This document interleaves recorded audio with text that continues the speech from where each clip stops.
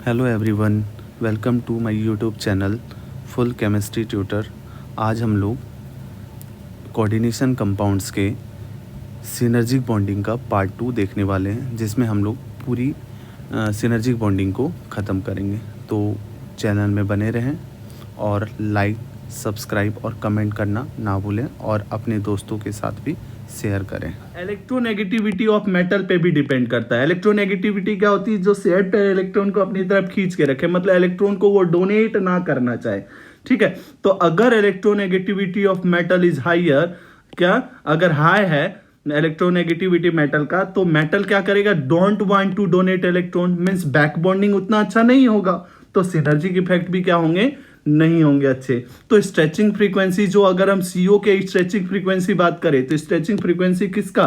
तो सीओ की बात करें, स्ट्रेचिंग फ्रीक्वेंसी ऑफ सीओ। ठीक है, तो सीओ के अगर स्ट्रेचिंग फ्रीक्वेंसी बात करें तो वो डायरेक्टली प्रोपोर्शनल हो जाएंगे इलेक्ट्रोनेगेटिविटी ऑफ मेटल। तो जितना ज्यादा इलेक्ट्रोनेगेटिव मेटल होंगे वो मेटल डोनेट नहीं करना चाहेंगे इलेक्ट्रॉन को, मतलब बैक बॉन्डिंग खराब होगी। अगर बैक बॉन्डिंग खराब होगी तो सिनर्जिक इफेक्ट खराब होगा, सिनर्जिक इफेक्ट घटेगा, मतलब बॉन्ड ऑर्डर सीओ के बीच बढ़ेगा, तो स्ट्रेचिंग फ्रीक्वेंसी भी बढ़ेगा। समझ में आ रहा है ना? तो stretching frequency is directly proportional to electronegativity of metal. तो अगर हाई इलेक्ट्रोनेगेटिव मेटल होंगे तो उसके सिनर्जिक इफेक्ट क्या होंगे? पुअर सिनर्जिक इफेक्ट होंगे। तो जितना ज्यादा सिनर्जिक इफेक्ट, जितना ज्यादा इलेक्ट्रोनेगेटिव होगा मेटल, उसके सिनर्जिक इफेक्ट उतने ही खराब होंगे। अगर सिनर्जिक इफेक्ट खराब होंगे तो फ्रीक्वेंसी क्या होगा?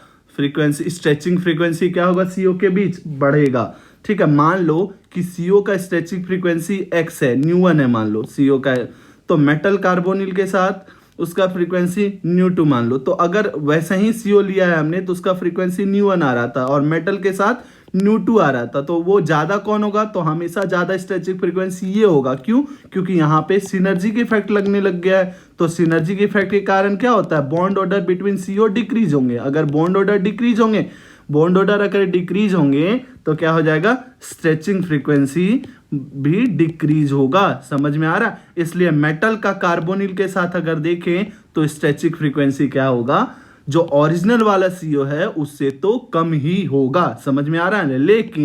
लेकिन कुछ ऐसे भी केस हैं जहां पे वो बढ़ जाता है। जैसे मैं बताता हूं, अब अगर इलेक्ट्रोनेगेटिविटी तो सारे मेटल्स का हमें याद नहीं रहता, तो जनरल एक ट्रेंड है कि in period generally electronegativity of D series increases and in group it also increases. मतलब डाउन द ग्रुप जाए या अलोंग पीरियड जाए, इलेक्ट्रोनेगेटिविटी क्या होगा? बढ़ेगा ही डी ब्लॉक एलिमेंट्स के। समझ में आ रहा है ना? तो अभी मैंने क्या कहा कि अगर सीओ का हमने एक्स फ्रीक्वेंसी न्यू1 माना है और मेटल के और कार्बोनिल के बीच फ्रीक्वेंसी देखे और न्यू2 माना है, तो हमेशा न्यू1 ही ज्यादा होगा। क्यों? क्योंकि मेटल और कार्बोनिल के बीच क्या होने लग जाता है? सिनर्जिक बॉन्डिंग होने लग जाता है, जिसके कारण बॉन्ड ऑर्डर घट जाता है। तो stretching frequency of CO bond in metal carbonyl is generally lesser than CO. ठीक है, but in some cases when ineffective synergic bonding takes place it is lesser. तो कुछ ऐसे भी केस होते हैं जहां पे इनइफेक्टिव सिनर्जिक बॉन्डिंग होते हैं, वहां पे क्या हो जाता है? ये स्ट्रेचिंग कम भी हो सकते हैं, है ना? तो अब कौन से केसेस होते हैं वो हम देखेंगे। ठीक है, तो ध्यान देना कि अगर हम फ्री सीओ की बात करें, अगर सीओ है सिर्फ मेटल कार्बोनिल के साथ, मेटल के साथ बॉन्ड नहीं बनाया हुआ है, तो उसके जो स्ट्रेचिंग फ्रीक्वेंसी होते हैं वो 2143 सेंटीमीटर इनवर्स होते हैं। ठीक है, मान लो कि सीओ का जो स्ट्रेचिंग फ्रीक्वेंसी न्यू1 है। अब दूसरे एक कंपाउंड में देखें हम, कॉम्प्लेक्स कंपाउंड निकल टेट्रा कार्बोनिल है, इसमें जो सीओ का स्ट्रेचिंग फ्रीक्वेंसी है न्यू2 है। अब निकल टेट्रा कार्बोनिल में निकल के बाद D10 है, इलेक्ट्रॉन रिच है, तो ये सिनर्जिक बॉन्डिंग करेगा। अगर सिनर्जिक बॉन्डिंग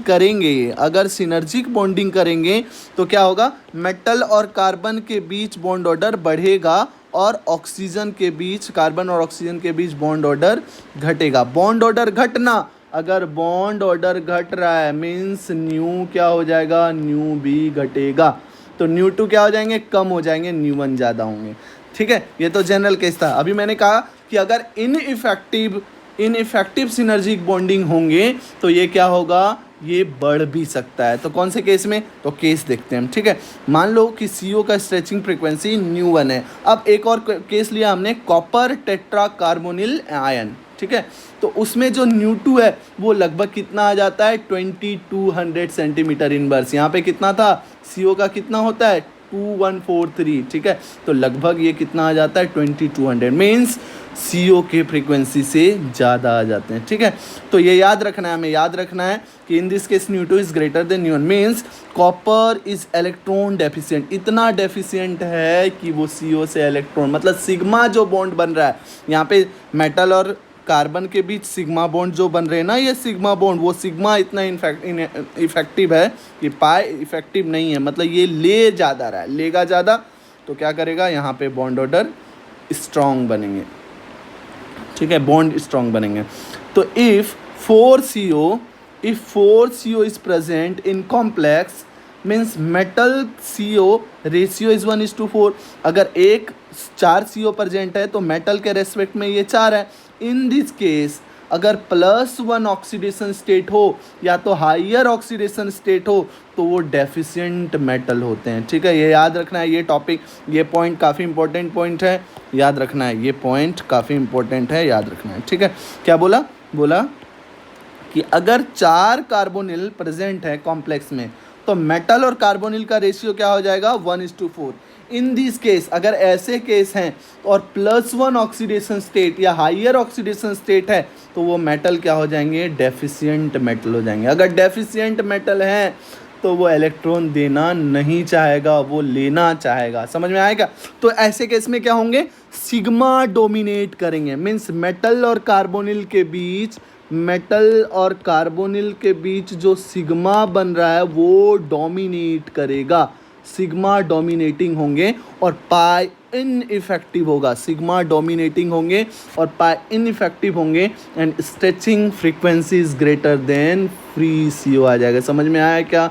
तो ऐसा केस है, कब होगा ऐसा, जब मेटल के साथ 4 कार्बोनिल हो और ऑक्सीडेशन स्टेट जो चार्ज आ रहे हैं वो प्लस में आ रहे हो तो काफ़ी क्या हो जाएगा, वो डेफिशिएंट हो जाएगा, जिसमें सिग्मा डोमिनेट करेंगे और पाई इनइफेक्टिव होंगे, जिसके कारण फ्री CO से ज़्यादा स्ट्रेचिंग फ्रीक्वेंसी आ जाएंगे, ठीक है। तो ये याद रखने का शॉर्टकट तरीका बताया क्या, कि अगर ऑक्सीडेशन इज ग्रेटर देन 1 और 2 विथ 4C1 और ग्रेटर देन और इक्वल टू 1 तो डेफिशिएंट मेटल होंगे, तो सिग्मा स्ट्रॉन्ग होंगे, तो पाई को हम नेग्लेक्ट कर देंगे। समझ में आया, ठीक है। तो नेक्स्ट क्वेश्चन करते हैं कि ऑर्डर ऑफ स्ट्रेचिंग फ्रीक्वेंसी हमें बताना है, ठीक है। ऑर्डर ऑफ स्ट्रेचिंग फ्रीक्वेंसी किसकी बात हो रही है, जब भी स्ट्रेचिंग फ्रीक्वेंसी की बात हो रही है तो CO समझ लेना, CO की बात हो रही है, ठीक है। स्ट्रेचिंग फ्रीक्वेंसी कब बढ़ेगा, जब बॉन्ड ऑर्डर बढ़ेंगे। स्ट्रेचिंग फ्रीक्वेंसी कब बढ़ेगा, जब बॉन्ड ऑर्डर बढ़ेंगे। बॉन्ड ऑर्डर किसका, CO, हाँ, ठीक है। तो कुछ ऑप्शंस दिए हुए हैं, अब इसमें हमें बताना है ABCD का ऑर्डर बताना है, ठीक है। तो Fe के साथ 4 कार्बोनिल है, चार्ज 2-, यहाँ पे चार्ज 1-, यहाँ पे 0 और यहाँ पे प्लस, तो प्लस होंगे। तो स्ट्रेचिंग फ्रीक्वेंसी ज़्यादा किसका, कॉपर, 4 कार्बोनिल, कॉपर के साथ 4 कार्बोनिल, तो यहाँ पे पाई बॉन्ड इनइफेक्टिव हो जाएंगे, जिसके कारण स्ट्रेचिंग फ्रीक्वेंसी काफ़ी ज़्यादा हो जाएगा, ठीक है। स्ट्रेचिंग फ्रीक्वेंसी ज़्यादा, तो क्या आंसर आना चाहिए, सबसे ज़्यादा डी के बाद देखो, अब इन तीनों में सबसे ज़्यादा सिनर्जिक बॉन्डिंग किस में होगी, सिनर्जिक बॉन्डिंग किस में होता है, जिसमें इलेक्ट्रॉन डेंसिटी ज़्यादा हो मेटल का। तो इलेक्ट्रॉन डेंसिटी कहाँ पे ज़्यादा है, फर्स्ट में, तो सिनर्जिक बॉन्डिंग बढ़ेगा। अगर सिनर्जिक बॉन्डिंग SB लिख देता हूँ, सिनर्जिक बॉन्डिंग बढ़ेगा तो बॉन्ड ऑर्डर घटेगा और न्यू भी घटेगा। तो न्यू किस में घटेगा ज़्यादा, इसमें, फिर इसमें, तो अच्छा कौन हो जाएगा, सी वाला ज़्यादा अच्छा, फिर C आ जाएगा, फिर B, फिर A। समझ में आया क्या, ठीक है। तो ऑर्डर ऑफ स्ट्रेचिंग फ्रीक्वेंसी हमने ये देख लिया, ठीक है। तो सबसे ज़्यादा किसके हो जाएंगे, कॉपर कार्बोनिल वाले के। नेक्स्ट आगे पढ़ते हैं हम लोग। लिख दिया मैंने कि इलेक्ट्रॉन रीच होंगे, अगर इलेक्ट्रॉन रीच होंगे तो इलेक्ट्रॉन रिच होंगे तो मोर सिनर्जिक होंगे, तो लेस स्ट्रेचिंग फ्रीक्वेंसी होगा। या तो बोल सकते हैं जिसमें इलेक्ट्रॉन डेफिशिएंट होंगे उसमें सिनर्जी कम होगा, स्ट्रेचिंग फ्रीक्वेंसी बढ़ेंगे। ठीक है, तो अगर नंबर ऑफ CO लिगेंड हमने चेंज करा, number of CO ligand change करा, तो सिनर्जिक इफेक्ट पे, सिनर्जिक बॉन्डिंग पे क्या इफेक्ट होंगे ये हम लोग देखते हैं। ठीक है, तो अगर नंबर ऑफ CO डिक्रीज करेंगे तो सिनर्जिक इफेक्ट इंक्रीज करेगा। ठीक है, कैसे वो देखते हैं हम लोग। तो मान लो कि अभी इस क्वेश्चन में देखो कि मेटल के साथ कितने CO लगे हुए हैं, मेटल के साथ 6 CO लगे हुए हैं, यहाँ पे मेटल के साथ 5 CO लगे हुए हैं, यहाँ पे मेटल के साथ 4 CO लगे हुए हैं। ठीक है, अब इस मेटल का बैक बॉन्डिंग इस 6 CO के साथ होगा, इस मेटल का बैक बॉन्डिंग इस 5 CO के साथ होगा, और इस मेटल का बैक बॉन्डिंग इस 4 CO के साथ होगा। ठीक है, तो यहाँ पे एक मेटल के बैक बॉन्डिंग को लेने के लिए 6 CO है, यहाँ पे मेटल के बैक बॉन्डिंग को लेने के लिए 5 CO है, मेटल के बैक बॉन्डिंग को लेने के लिए 4 CO है। तो इफेक्टिव बैक बॉन्डिंग कहाँ होगा, इफेक्टिव बैक बॉन्डिंग कहाँ होंगे, तो थर्ड नंबर पे इफेक्टिव बैक बॉन्डिंग होगा। मतलब इफेक्टिव सिनर्जिक बॉन्डिंग कहाँ होंगे, जहाँ पे नंबर ऑफ CO कम होंगे। इफेक्टिव बैक बॉन्डिंग बोल सकते हैं direct synergic bonding is directly proportional to less number of CO, है ना, जहाँ पे CO कम होंगे। अगर यहाँ पे सिनर्जिक बॉन्डिंग ज़्यादा हो रहा है तो सिनर्जिक इफेक्ट भी ज़्यादा होगा, मतलब CO का बॉन्ड ऑर्डर ज़्यादा घटेगा। तो CO के बॉन्ड ऑर्डर ज़्यादा अगर घट रहे हैं तो बॉन्ड ऑर्डर का ऑर्डर हम बता सकते हैं कि सबसे ज़्यादा बॉन्ड ऑर्डर कहाँ होगा, तो सबसे ज़्यादा 1 में होगा, फिर 2 में होगा, फिर 3 में होगा। समझ में आया क्या? नेक्स्ट, तो as the number of CO increases, back bonding from metal shares all CO. It means back bond क्या बोल रहा है, अभी मैंने कहा था कि नंबर ऑफ CO इंक्रीज करेगा तो जो बैक बॉन्डिंग होंगे मेटल के वो सारे CO शेयर करेंगे। मतलब क्या, मतलब it means 1 CO has less synergy effect. समझ में आया? तो जितने कम नंबर ऑफ CO होंगे उतना ज़्यादा सिनर्जी इफेक्ट होगा। समझ में आया? ठीक है, तो ये थे मेटल कार्बोनिल, सिर्फ मेटल और कार्बोनिल में सिनर्जिक इफेक्ट। अब कॉम्पिटिटिव सिनर्जिक बॉन्डिंग देखेंगे, मतलब कार्बोनिल के अलावा और भी कुछ हो तो सिनर्जिक इफेक्ट कैसे होगा। ठीक है, तो synergic effect is directly proportional two donor tendency of ligand. अगर लिगेंड जो लगे हुए हैं CO के अलावा वो भी अगर डोनर हैं तो मेटल को इलेक्ट्रॉन देंगे, मेटल के पास इलेक्ट्रॉन डेंसिटी बढ़ेगा। इलेक्ट्रॉन डेंसिटी बढ़ना मीन सिनर्जिक बॉन्डिंग ज़्यादा होना, तो सिनर्जिक इफेक्ट ज़्यादा होना। अगर सिनर्जिक इफेक्ट ज़्यादा कब होगा, जब donor tendency of other ligand बढ़ेंगे।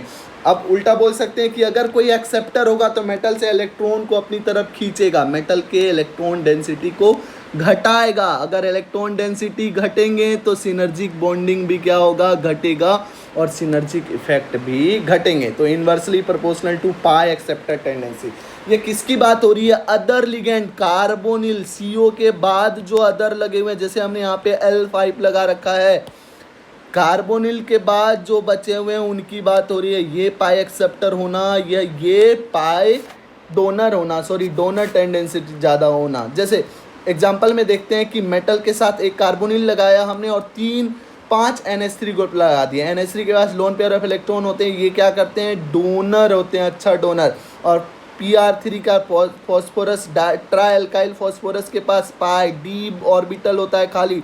अगर D ऑर्बिटल खाली होंगे तो वो एक्सेप्ट करना चाहेंगे इलेक्ट्रॉन को, तो ये डोनर है। डोनर क्या करेगा, इलेक्ट्रॉन डेंसिटी को, मेटल के पास इलेक्ट्रॉन डेंसिटी को बढ़ाएगा। मेटल के पास इलेक्ट्रॉन डेंसिटी बढ़ा मीन्स सिनर्जिक बॉन्डिंग बढ़े। अगर सिनर्जिक बॉन्डिंग बढ़ गया तो फ्रीक्वेंसी घट जाएगा। समझ में आया क्या? अब ये क्या कर रहा है, पाई को एक्सेप्ट कर रहा है। एक्सेप्ट करना मीन्स सिनर्जिक इफेक्ट कम होना, तो CO के बीच क्या होगा, CO के बीच बॉन्ड ऑर्डर बढ़ेंगे मतलब फ्रीक्वेंसी बढ़ेंगे, तो ये ऑर्डर होगा। समझ में आया क्या? आसान था ये, ज़्यादा भारी नहीं है। और भी क्वेश्चन करेंगे इस पे हम आगे। ठीक है, क्या लिखा मैंने कि donor tendency of auxiliary ligand. यही ऑक्सिलरी लिगेंड कौन है, जो L5 मैंने लिखा था, मतलब CO के अलावा जो देखने वाले दर्शक वाले हैं उसी को कहते हैं auxiliary ligand. Increases the donor tendency, अगर ऑक्सिलरी लिगेंड्स के इंक्रीज करेंगे तो synergic effect and bond order of CO decreases, तो सिनर्जिक इफेक्ट बढ़ेगा और बॉन्ड ऑर्डर CO के बीच डिक्रीज करेगा। ऑल्सो स्ट्रेचिंग फ्रीक्वेंसी डिक्रीजेज, मैंने कहा था बॉन्ड ऑर्डर अगर बढ़ेगा तो स्ट्रेचिंग फ्रीक्वेंसी भी बढ़ेगा, लेकिन अगर बॉन्ड ऑर्डर घटेगा तो स्ट्रेचिंग फ्रीक्वेंसी भी क्या होंगे, घटेंगे। लेकिन अगर पाई एक्सेप्टर लिगेंड हैं, अगर पाई एक्सेप्टर लिगेंड बढ़ेंगे तो मेटल और कार्बोनिल, जो अगर यहाँ पे पाई एक्सेप्टर लिगेंड होंगे तो ये इलेक्ट्रॉन को, मेटल के इलेक्ट्रॉन को अपनी तरफ, पाई एक्सेप्टर लिगेंड मेटल के इलेक्ट्रॉन को अपनी तरफ खींचेंगे। अगर अपनी तरफ खींचेंगे तो CO के बीच जाने नहीं देंगे, मीन्स यहाँ पे बॉन्ड ऑर्डर नहीं घटेगा और बढ़ेगा, मीन्स स्ट्रेचिंग फ्रीक्वेंसी भी बढ़ जाएंगे। ठीक है, तो अगर तुम्हें क्वेश्चन दे दिया जाए पाई एक्सेप्टर PF3, कुछ टेंडेंसी लिखे हैं मैंने पाई एक्सेप्टर की टेंडेंसी, ज़्यादा अच्छा कौन होता है, तो PF3, PCl3, POR3 और PR3 के ऑर्डर्स लिखे हैं। नेक्स्ट क्वेश्चन में इसके काम आएंगे इसलिए लिखी हूँ। ठीक है, तो क्या है क्वेश्चन कि स्ट्रेचिंग फ्रीक्वेंसी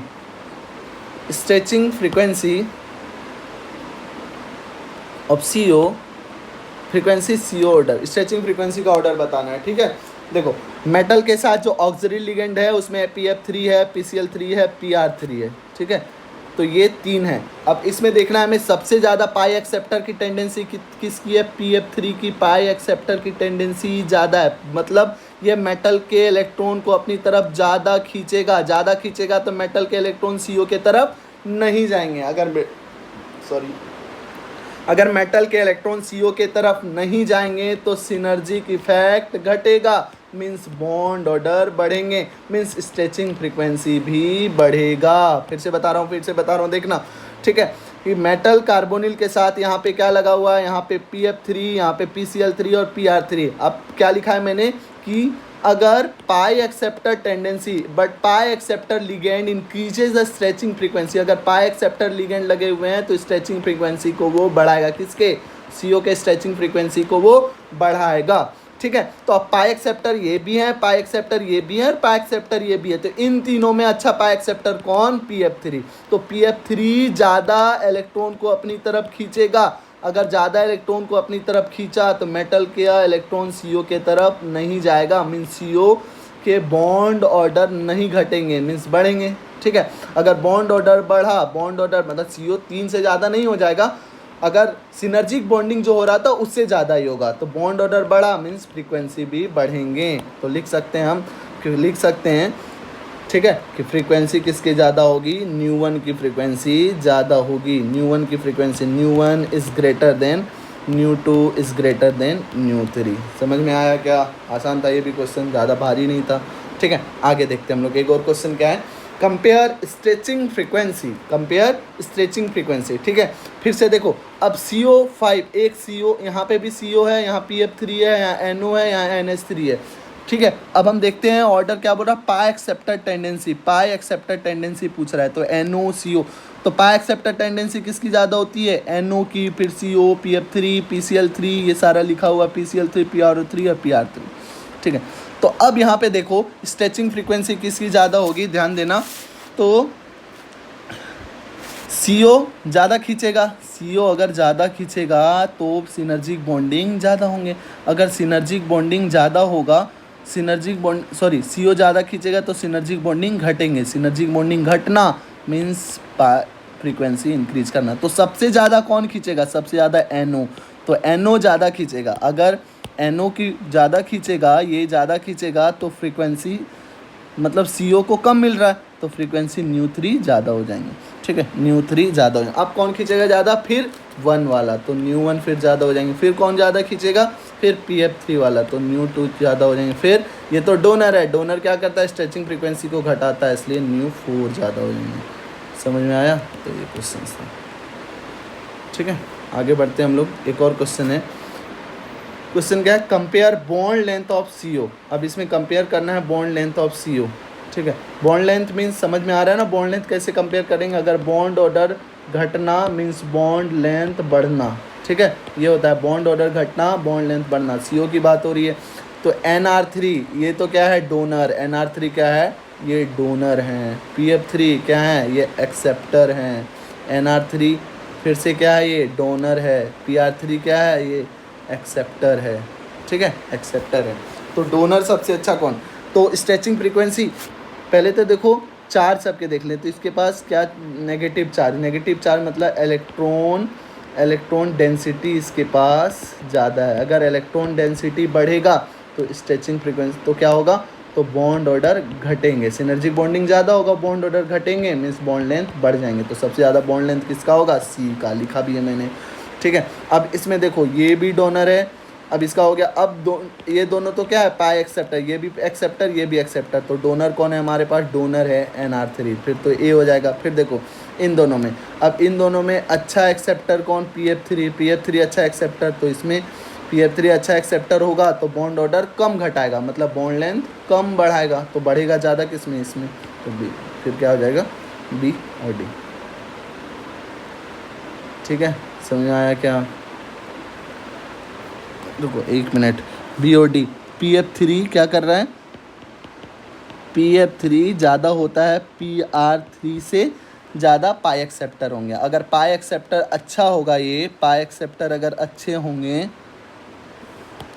अगर पाई एक्सेप्टर ये अच्छा होगा, मीन्स बॉन्ड ऑर्डर को कम घटाएगा। बॉन्ड ऑर्डर कम घटेंगे, बॉन्ड लेंथ कम बढ़ेंगे। तो बॉन्ड लेंथ कहाँ ज़्यादा बढ़ेगा, बॉन्ड लेंथ तो डी होना चाहिए, फिर बी होना चाहिए, बी होना चाहिए। ठीक है,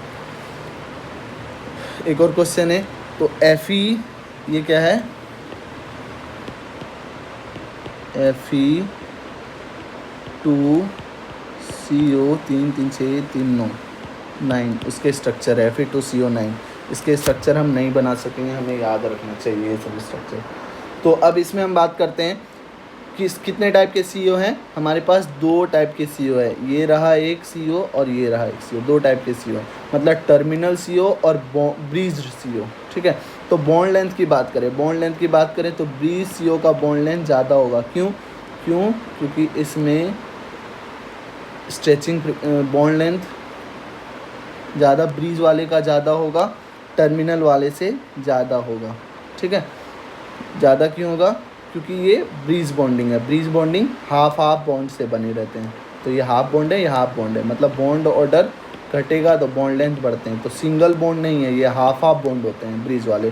तो हाफ बॉन्ड के बॉन्ड ऑर्डर कम है, मीन्स बॉन्ड लेंथ बढ़ेगा, इसलिए ब्रीज वाले का बॉन्ड लेंथ ज़्यादा होता है। ठीक है, अब बैक बॉन्डिंग की बात करें तो ब्रीज वाले का फिर से बैक बॉन्डिंग ज़्यादा, क्योंकि इधर से CO देने वाला, इधर से भी CO देने वाला, तो बैक बॉन्डिंग इसमें ज़्यादा होंगे।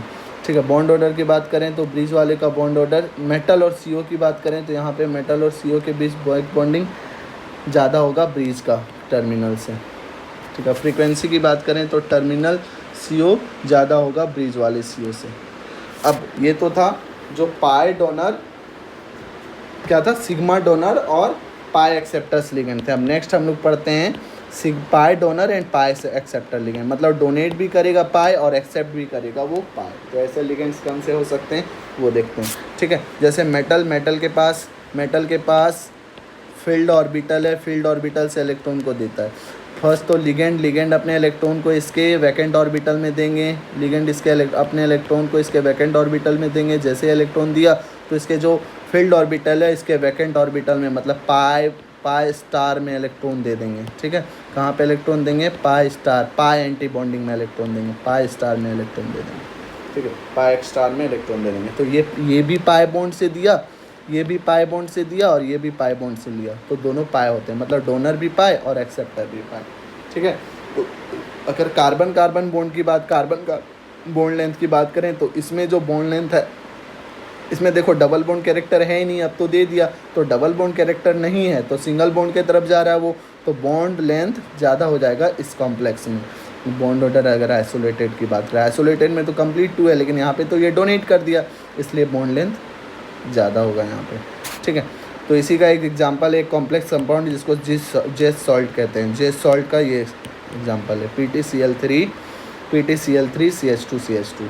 ठीक है, अब प्लेटिनम और कार्बन के बीच हम बॉन्ड की बात करें तो बॉन्ड ऑर्डर बढ़ेगा। क्यों, क्योंकि ये सिनर्जिक बॉन्डिंग कर रहा है। ठीक है, ये ले भी रहा है, पाई एक्सेप्टर भी है, पाई डोनर भी है, तो डबल बॉन्ड कैरेक्टर, इसलिए बॉन्ड ऑर्डर बढ़ेगा, बॉन्ड लेंथ घटेगा। लेकिन CC की बात करें तो ये डोनेट कर रहा है तो सिंगल बॉन्ड की तरफ जा रहा है, मतलब बॉन्ड ऑर्डर घटेगा, बॉन्ड लेंथ बढ़ जाएगा। होप ये टॉपिक आप लोगों को अच्छे से समझ में आ गई होगी। नेक्स्ट ऐसी और टॉपिक्स के लिए जुड़े रहें हमारे यूट्यूब चैनल से full chemistry tutor. To subscribe, like and comment. Thank you.